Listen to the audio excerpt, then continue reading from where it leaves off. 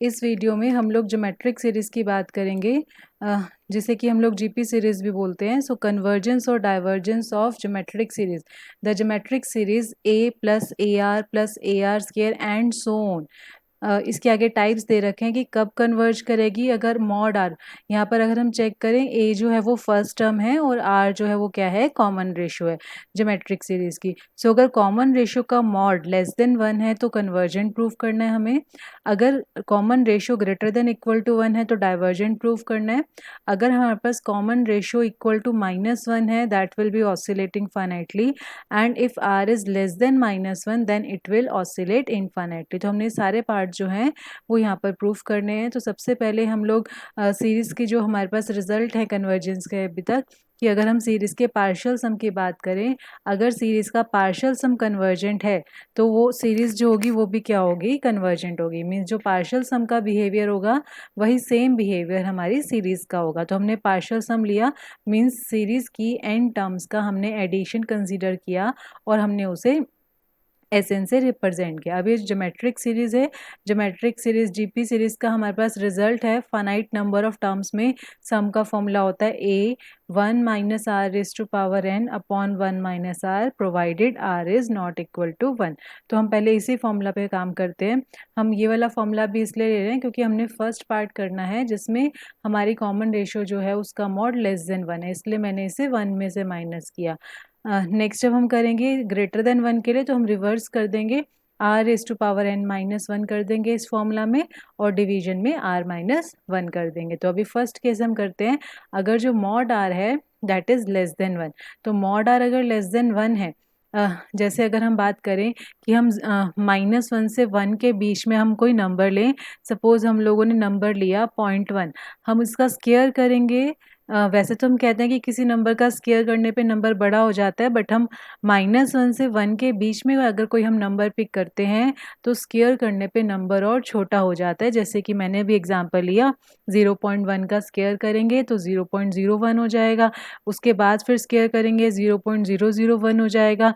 जितनी पावर हम बढ़ाते जाएंगे उतनी ज़ीरोज़ आफ्टर डेसिमल जो हैं वो हमारे पास आते जाएंगे और नंबर हमारा अल्टीमेटली ज़ीरो को अप्रोच करेगा अगर हम उस पावर को इन्फिनिटी तक अप्रोच कराएंगे। इसका मतलब अगर हमारा मॉड आर लेस देन 1 है तो r raise to power n जो है वो ज़ीरो को अप्रोच करेगा। तो r raise to power n हमारा ज़ीरो को अप्रोच कर गया तो हमारे पास आया ए अपॉन 1 माइनस आर, जो कि फाइनाइट क्वांटिटी है क्योंकि यहाँ पर अब एन इन्वॉल्व नहीं है ना, ये सारा कुछ हमारे पास एक कांस्टेंट क्वांटिटी है। यानी इसका जो पार्शियल सम है वो कन्वर्ज कर गया किसी फाइनाइट नंबर को, तो सीरीज़ भी उसी नंबर पे कन्वर्ज करेगी। यानी फर्स्ट पार्ट के लिए हमें रिजल्ट मिल गया, अगर हमारा मॉड आर हमारा लेस देन 1 है तो सीरीज़ क्या है, कन्वर्जेंट है। अब हम सेकंड पे आते हैं।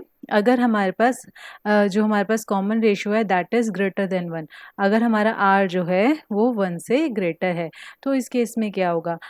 इस केस में सिंपल सा एग्जांपल है, जैसे कि हम मान लो आर को 2 लेते हैं, 2 का स्क्वायर करेंगे नंबर 4 हो जाएगा, 2 का क्यूब करेंगे नंबर 8 हो जाएगा। तो दैट मीन्स ग्रेटर देन 1 के लिए वही कंसेप्ट है कि जितनी हम पावर बढ़ाते जाएंगे उतना हमारा नंबर भी बढ़ता जाएगा। यानी एन अगर हम इन्फिनिटी अप्रोच कराएंगे तो अब की बार ये जो r raise to power n वाला फैक्टर है वो इन्फिनिटी पे अप्रोच करेगा। तो एक तो हमने जब फॉर्मूला लगाना है, फॉर्मूला में हमने ध्यान रखना है कि यहाँ पर r raise to power n -1 लिखना है, बिकॉज अब की बार कॉमन रेशियो जो है वो 1 से ग्रेटर है।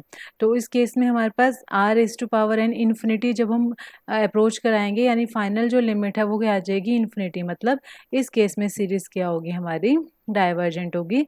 जैसा कि यहाँ पे लिखा है सेकंड केस कि डाइवर्जेंस है when r is greater than 1। अभी हमें इक्वल पे भी चेक करना है, तो हम नेक्स्ट केस पे आते हैं। अगर हम आर को 1 कर दें यानी आर जो है वो 1 हो गया, तो यानी हर टर्म ए हो गई, मीन्स ए हमारा एन टाइम्स ऐड हो गया। सो अगर ए हमारा एन टाइम ऐड हो जाएगा तो एन टाइम ऐड करेंगे ए को तो एन इंटू ए आएगा। अगेन हम जब यहाँ पर एन को इन्फिनिटी पुट करेंगे तो हमारे पास क्या बन जाएगा, इन्फिनिटी। दैट मीन्स इस केस में भी हमारी सीरीज जो है वो डाइवर्जेंट है। नेक्स्ट केस पे चलते हैं। अगर हमारा आर जो है वो -1 है, अगर आर -1 है, अगेन हमने यहाँ पे वैल्यू पुट करी, ऑल्टरनेट साइन अब की बार हमें मिल रहे हैं जब हम आर की वैल्यू को पुटअप करेंगे। अब यहाँ पर अगर हमारे पास इवन नंबर ऑफ टर्म्स है, मान लो मैं आपको बोलूँ कि 4 टर्म्स का हमें सम करना है, तो वो हमारा, अगर मैं जहाँ कर्सर मूव कर रही हूँ वो हमारे पास क्या आ जाएगा, 0 आ जाएगा। अगर हमारे पास ऑड है, मीन्स जैसे 3 टर्म्स हैं, तो उसमें हमारे पास हो सकता है यहाँ पे ए और माइनस ए जो है वो कैंसिल हो जाएंगे, तो हमारे पास सिर्फ ए बचेगा। यानी अगर हमारे पास ऑड नंबर ऑफ टर्म्स लेंगे हम इस एक्सप्रेशन में तो ए बचेगा, अगर हम इवन नंबर ऑफ टर्म्स लेंगे तो 0 बचेगा। यानी दो नंबर्स के बीच में हमारा पार्शियल सम ऑसिलेट कर रहा है कि आइदर आंसर जो है वो ए आएगा या फिर आंसर क्या आएगा, 0 आएगा। तो इस केस में r इज इक्वल टू -1 में हमारी जो सीरीज है दैट विल ऑसिलेट फाइनाइटली, क्योंकि जो बिहेवियर पार्शियल सम की सीक्वेंस का होगा वही बिहेवियर हमारी सीरीज का होगा। नेक्स्ट पे चलते हैं। If r is less than -1, अगर r हमारा -1 से लेस है, r अगर -1 से लेस है तो -r ग्रेटर देन 1 होगा, मीन्स माइनस से हम दोनों साइड जब मल्टीप्लाई करेंगे तो लेस देन जो है वो हमारा ग्रेटर पे कन्वर्ट हो जाएगा। सो -r जो है वो हमारे पास क्या है, x है, हमने इसे लेट किया, यानी x जो है दैट इज ग्रेटर देन 1। सो अगर 1 से बड़ा नंबर है, अगेन द सेम कंसेप्ट जो हमने r के कॉरस्पॉन्डिंग काम किया था अभी जब r हमारा ग्रेटर देन 1 था, कि 1 से बड़े नंबर में अगर हम इन्फिनिटी पावर ले लेंगे तो यानी नंबर भी कहाँ अप्रोच करेगा, इन्फिनिटी को। तो पहले मैंने वही वाला फॉर्मूला लगाया पार्शियल सम में जीपी सीरीज का, उसके बाद मैंने r को -x पुट किया। अब यहाँ पर भी वही बात है, अगर n हमारा इवन होगा तो ये माइनस जो है वो प्लस हो जाएगा, मीन्स बाहर वाला माइनस एज इट इज़ रह जाएगा।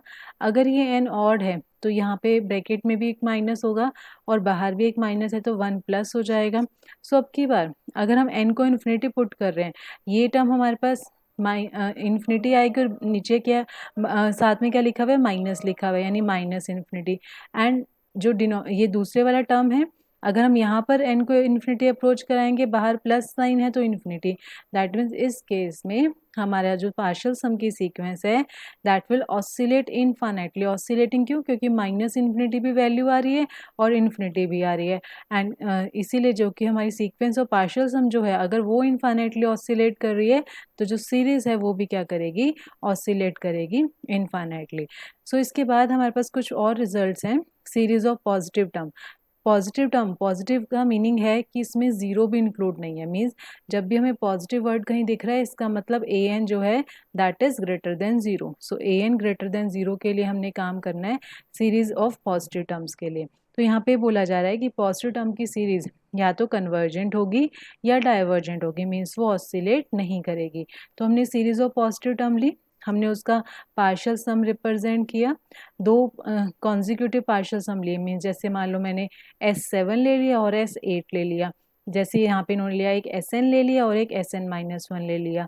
अब दोनों का डिफरेंस चेक किया, वो हमारे पास an आया और हमें पता है कि जो सीरीज है वो पॉजिटिव टर्म की सीरीज है, इसका मतलब जो an है वो हमारा ग्रेटर देन 0 रहेगा। यानी Sn जो है वो किससे ग्रेटर आ गया, Sn-1 से। सो Sn जो है वो क्या बन गई हमारे पास, मोनोटोनिकली इंक्रीजिंग सीक्वेंस, क्योंकि इंडेक्स छोटा है, अगर n-1 जैसे छोटा है तो उसके कॉरस्पॉन्डिंग टर्म भी क्या है, लेस है, यानी मोनोटोनिकली इंक्रीजिंग सीक्वेंस बन गई। एंड हमने चेक किया हुआ इससे पहली वीडियोस में कि अगर मोनोटोनिकली इंक्रीजिंग सीक्वेंस होती है या तो वो कन्वर्ज करती है या वो डाइवर्ज करती है, वो ऑसिलेट नहीं कर सकती क्योंकि वो इंक्रीजिंग है बेसिकली। तो इसका मतलब सीक्वेंस ऑफ पार्शियल सम भी आइदर कन्वर्ज करेगी या फिर डाइवर्ज करेगी। एंड लाइकवाइज जैसा बिहेवियर सीक्वेंस ऑफ पार्शियल सम का है वही हमारा बिहेवियर जो है वो इनफाइनाइट सीरीज का है। तो इनफाइनाइट सीरीज जो है पॉजिटिव टर्म की अगर हमारे पास सीरीज है दैट विल आइदर कन्वर्जेस और डाइवर्जेस टू इन्फिनिटी।